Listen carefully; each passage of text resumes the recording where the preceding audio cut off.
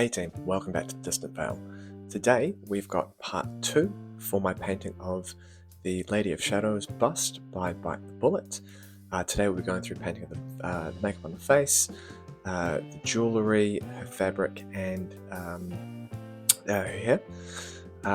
So if you haven't seen part 1 already, go back to our channel. I'm sure you can find that there, where I go through the painting of her skin. Otherwise, just going to jump right in to the makeup.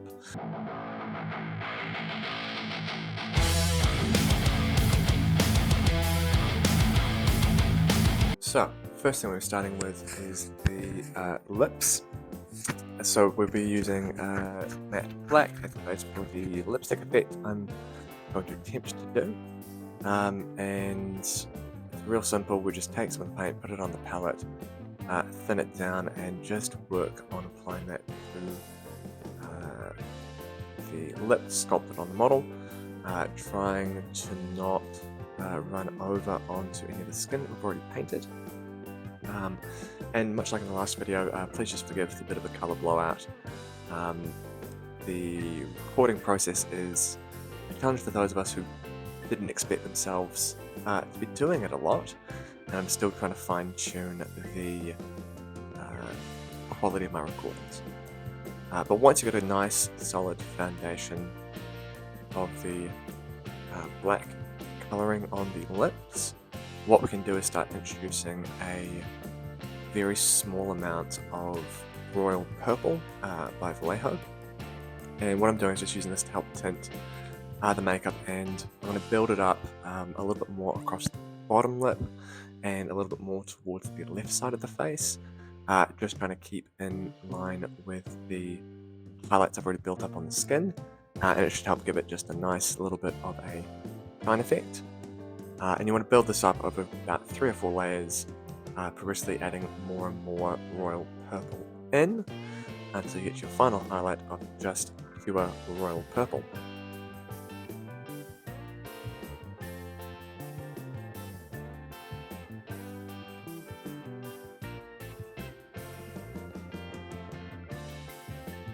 Next, we're going to do is we're going to reach back for that matte black we already had on the palette, and we're going to start painting in the eyes solidly black, as well as the eyebrows. So there are some eyebrows sculpted on this bust, but if you're working with something that's going to be a little bit smaller, just a very, very thin sort of black edge highlight across the brow gives a nice eyebrow effect. When you've got something a little bit more substantial, we can afford to block that in like everything else. Now with painting in the eyes, because we do want to have almost like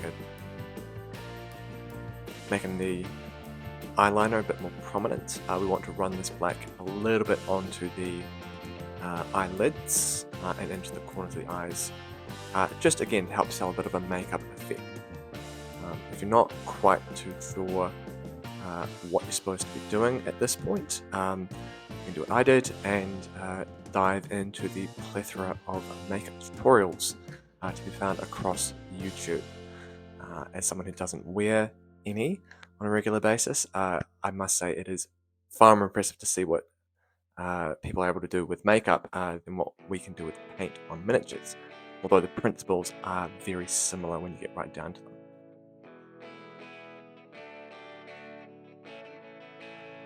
Alright, the next thing we'll be working on is nail polish and an eyeshadow effect.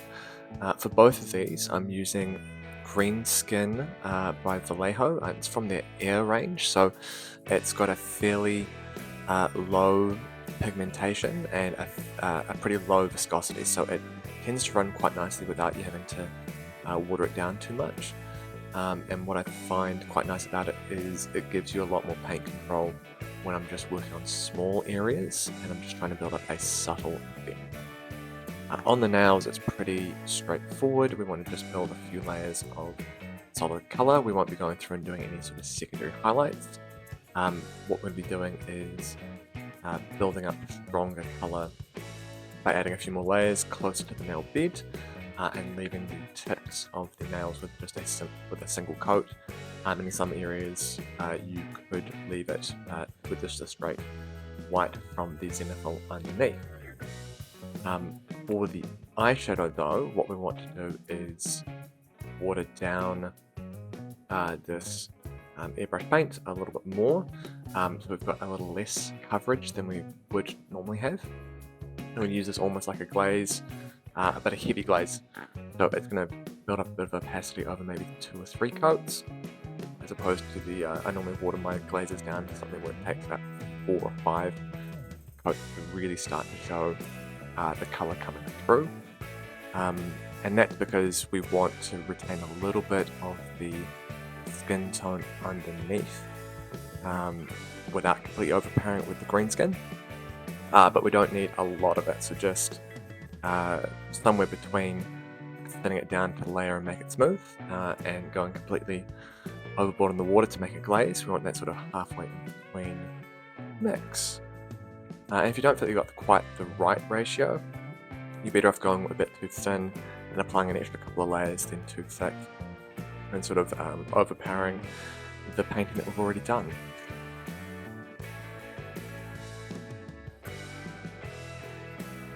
And for the final piece of makeup effects that we're looking at doing today, we're just going to take some magenta from the War Paints Fanatic range of the Army Painter, thin it down to a glaze consistency, and just build this up with a few layers across the cheeks, aiming to put a little bit more just under the highest ridge of the cheekbones, to make sure we're not going a little bit, going any heavier than we need to on this. Really take your time and build it up over, as I said, about 3, 4, even 5 passes.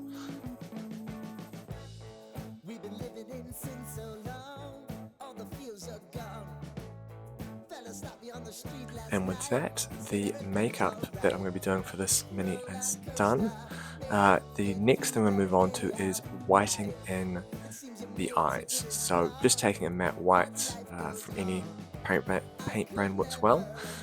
Thin it down a little bit so it runs nicely, and then use a nice fine tip brush. Just very gently work in a bit of white across the eye, trying to preserve as much black around the rim of the eye to really sell that eyeliner effect.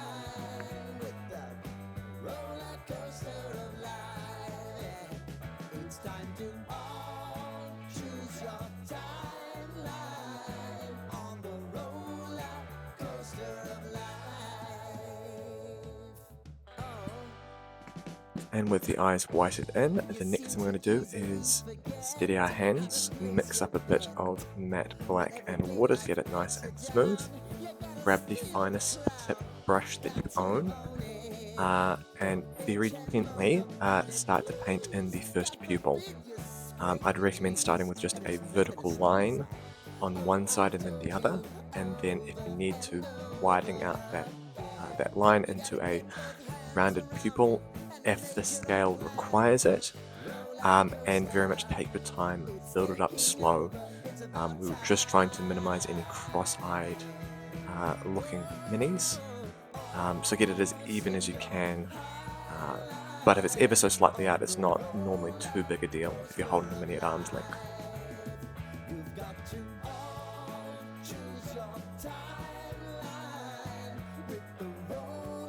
Alright, with the face done, the next step is going to be blocking in the metallic components on the mini. I'm going to be going for a sort of dull bronze gold tone.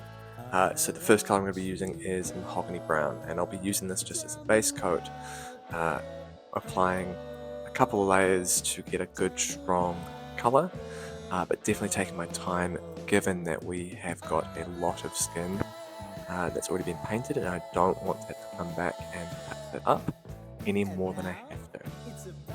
So you can watch me really take my time and be careful with a fine tip brush, just working into the small pieces of metal that I want to paint in on the mini.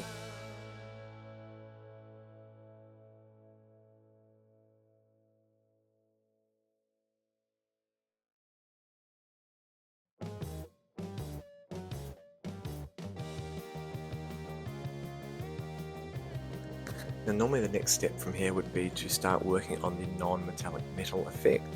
However, I'm attempting to procrastinate from doing this and justifying it in just trying to build up a solid base coat on the fabric so I know where I need to do my cleanups down the track.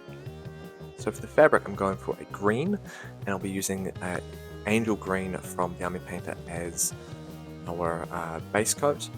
It's a nice, dark, slightly warmer green, and it contrasts quite nicely with the yellows that I've picked. Well, not contrast, but it works quite nicely with the yellows that I've picked for the jewellery or the metal on the Mini. So I will just be taking my time and building up a nice solid coat of fabric.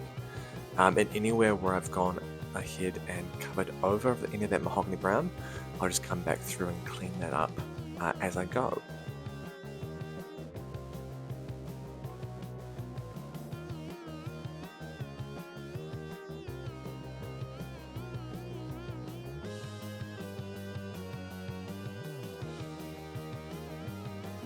Unfortunately, I couldn't justify procrastinating any further, so we're now going to be working on the non-metallic metal effect on the metals.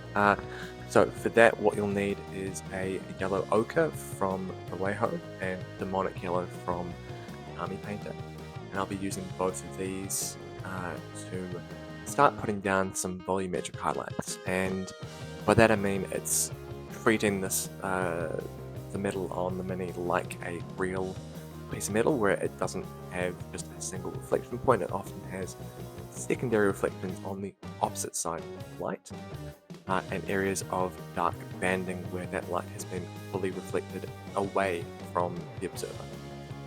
If you're not quite sure what that's meant to look like, go ahead and look up just pictures of rings and other metallic objects that are rounded on Google, and it will come up with a really good sort of catalogue of reference images for you to use when picking placements.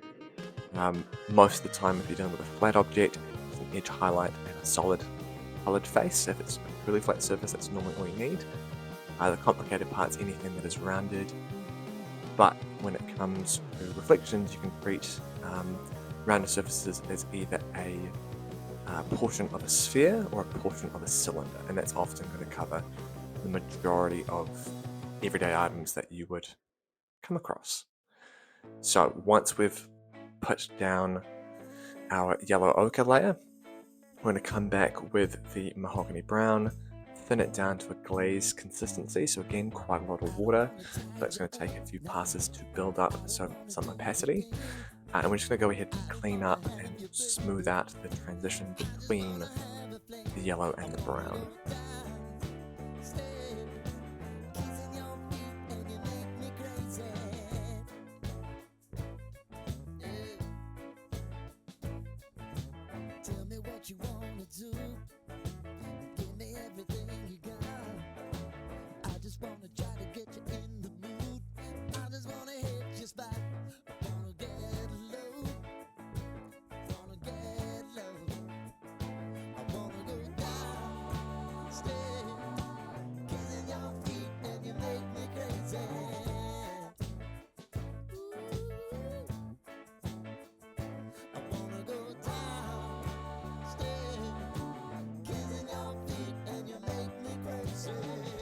Once I've gone ahead and blended in with the mahogany brown, I'm actually going to come back in with the yellow ochre and do the same thing. So taking a bit of the yellow ochre, thinning it right down to a glaze, and then building that on top of the areas we've glazed in with brown that I didn't quite want to be as dark.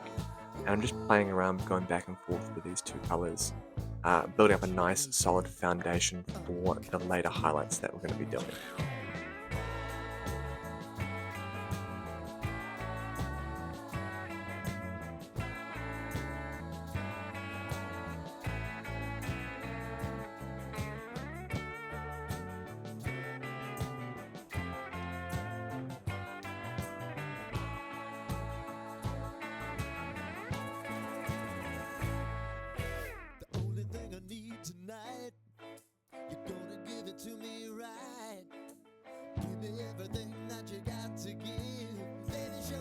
With the base coat now and the first highlight blended together.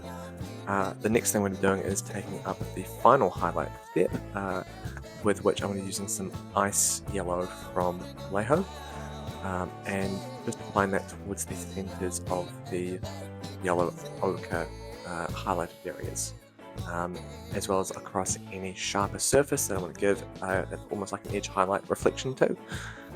There are a couple of areas of sort of sharp corners across the mini, but not many. These are mostly going to be just rounded surfaces with those same sort of horizontal strokes building up a bit of color towards the center of the highlight.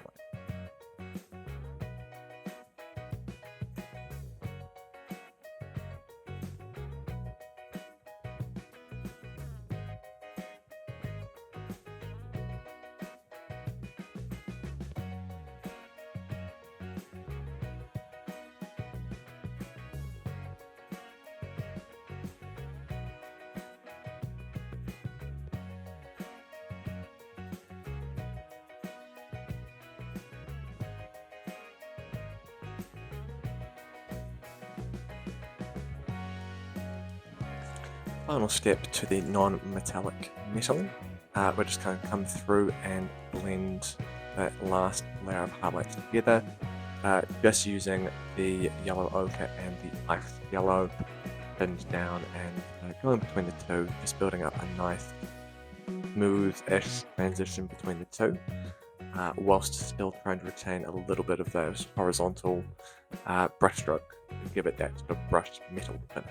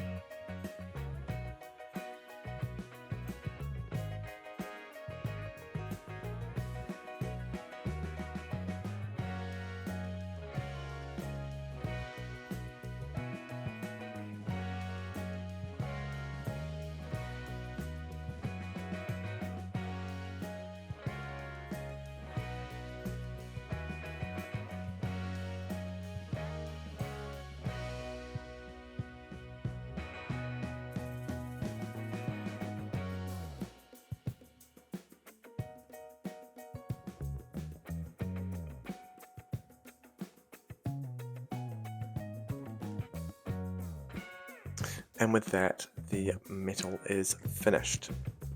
We can move on to the slightly more enjoyable painting of fabric. So for painting the fabric on this mini, what you need is Greenskin Green from the Army Painter and Rainforest Green, which is a very yellow tinted green, quite bright. I'll be using that as my final highlight step. So for the first layer of highlights, what we're going to be doing is taking the Greenskin Green, watering it down, getting it quite smooth running, and in a very similar way to the non-metallic metal, we'll be using vertical brushstrokes to mimic the texture of thread fibers woven together, and we're going to be focusing the majority of these strokes to the areas we want to be the most highlighted. It's a nice way to build a textured highlight without having to be too careful about the placement. When you look at fabric, it doesn't tend to have a very bright shine to it unless it is meant to be shiny, and with this I'm not after too strong of a shimmer effect, so we're just going to take our time and work our way through with this sort of stripe highlighting technique across the areas of the fabric I want to draw the most attention to, or where I think would have the most light caught.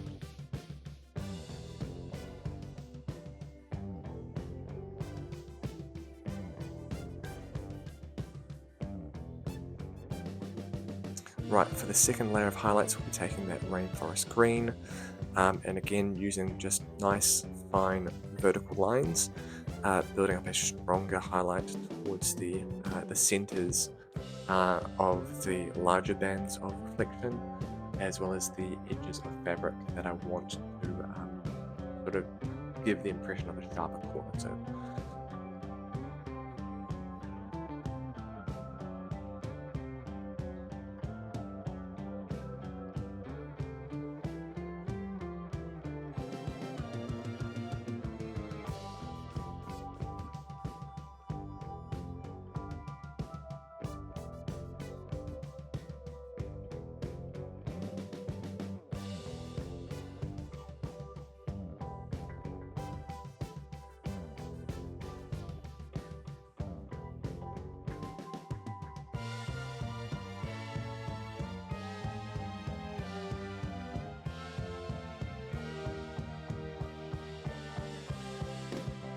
And with the majority of that second highlight done, you could stop at this point. I mean, it's a very good, realistic looking fabric at this point, but I just wanted to smooth it out a little bit and help to tone back a little bit of that really aggressive green shine. So what we're going to be doing is blending up a 50-50 mix of the green skin and the rainforest green, as well as a 50-50 of the green skin and the original angel green, and using those two glazes just to help smooth those transition points and help to pull back the rainforest green a little bit, so it's just there on the almost as a guide of where it's shining without being a really strong highlight color. It'll make more sense at the end point when you can see just how those highlights have finished and been landed.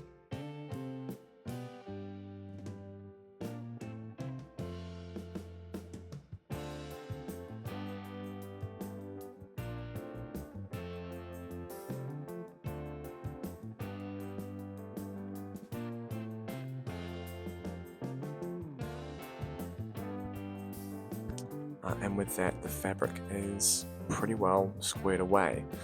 Like I said, not too strong a reflection whilst still having a bit of pop. Now the last thing left to paint on the Mini is the large volume of hair. So wanting to not draw too much attention away from the Mini, I've decided to go with just a straight black here, which can be a challenge when you're working with this much area to cover, but I'm going to treat it much in the same way as I did the fabric, and I'll be almost painting in a bit of hair texture, as well as using the sculpted hair texture to help give it some definition and some realistic volume. So yeah, taking a matte black as our sort of first base color, we're just going to cover all the areas of hair, which is the majority of the model. But around the back we can afford to be a little bit messy. Around the front you want to take your time. Now the neat thing about the matte black is it does actually give you a nice reference point of where the highlights want to sit across the hair. And what we'll be using to build up the highlights are 3 different greys. And these are going to be deep grey, uniform grey and ash grey, all from the War Paint Fanatics range by the Army Painter. So we're going to take in the deep grey first. Again, like with every other layering technique, we're going to thin that paint down just a little bit so it's going to run a bit more smoothly off the brush. And then using the sort of natural shine that's already being left from the matte acrylic paint underneath, and then selectively layering in a series of line highlight across the volumes of the hair I want to have be the brightest. Now already working with the deep grey, it's going to look quite strong, like a step up in terms of colour, but I've got a couple of tricks that I'll use to bring this back down and make it look a little bit more believable. And all we need to do at this point is focus on painting in a bit of realistic shine and texture here. I don't want one big solid block of grey. I want to just very gently build up these lines following the sculpted here, but I also don't want to spend a lot of time trying to highlight every curve and shape within the hair itself. That can be quite distracting, and given this is to be on the back of the model where no one's really going to see it as much, we can afford to kind of cheat and just give the initial impression of volume in our highlights. With the deep grey done, we're going to grab the uniform grey as our second highlight.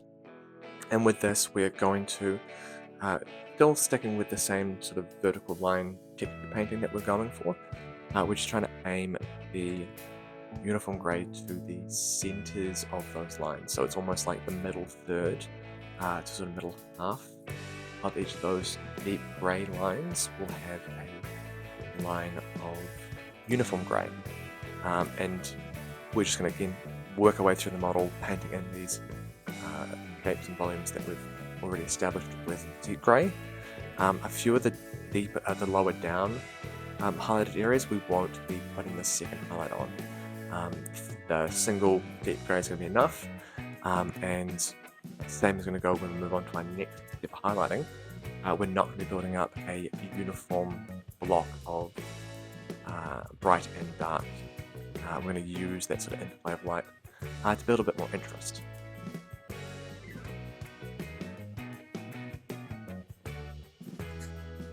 And the final colour is going to be the ash grey. We're just going to gently build that in, and this time we're aiming only really for the middle sort of quarter of the blocks of colour we've already painted in, and we're really aiming for the areas that are going to be the most easily seen on the model from the front, as well as the largest areas of curve around the back.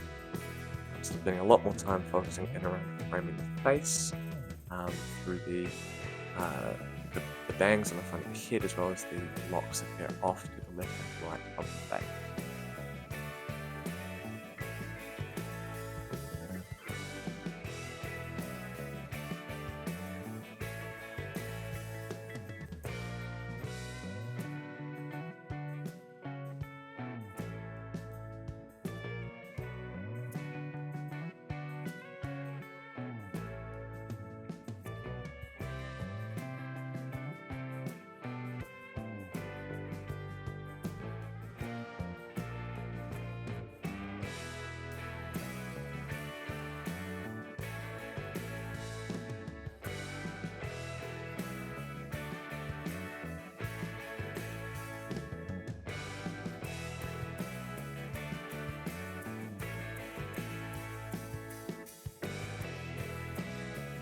And with those three sets of highlights done, you can now see we've got some lovely shape and volume painted in on the hair, and it actually tends to line up quite closely with that reflective layers we're already getting from the base coat. Now, the way we're going to tie this all together, because it is really strong at the moment, is we're going to take some Grim Black speed paint from the Army Painter.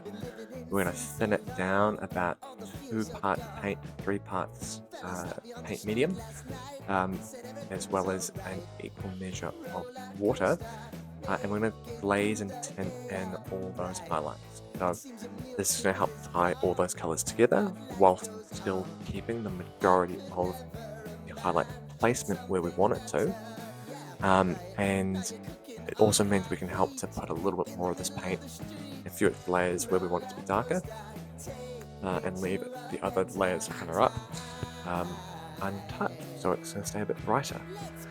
I was a little bit too heavy-handed with the tinting, so I'm actually going to come back through with my uniform grey. I'm just going to clean up a few areas that have maybe been darkened a little too much, and just help to re-establish a bit of that highlighting in before we come through and start doing more layers of speed paint.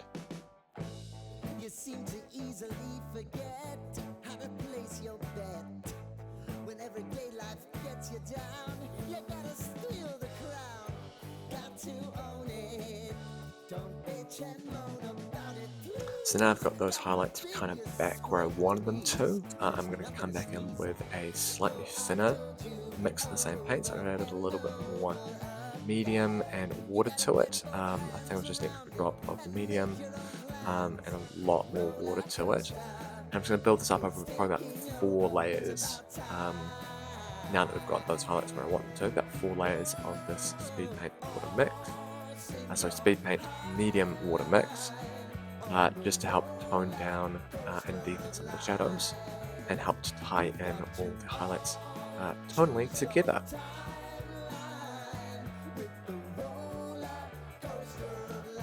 And with the hair finished, we are all done for painting this bust. The only thing left to do, much like with painting your minis for tabletop, we just need to paint the base, or in this case, paint the plinth. So I'm just taking some matte black, thin it down a little bit, and just taking a nice wide brush. We're just going to paint in and cover up all that zenithal airbrushing and any overpainting from me being a bit messy towards the lower areas of the model.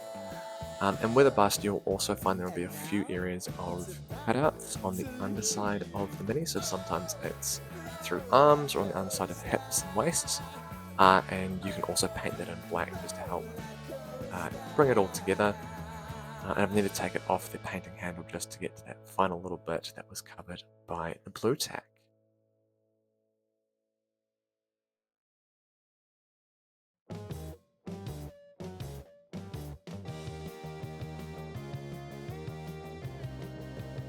And with that done, we are finished. This was probably one of the most enjoyable bust painting experiences I've had, and I'm looking forward to getting in and grabbing another couple of these from my bullet. Hopefully I have those up at some point. Hey team, thanks for sticking around to the end. I really appreciate the support for the channel so far, and I really hope you enjoyed today's painting video. If you like what we're doing, please let us know. If you've got any suggestions as to what you think we might want to paint next, let us know in the comments below. Otherwise, I'll just catch you at the next one. Bye!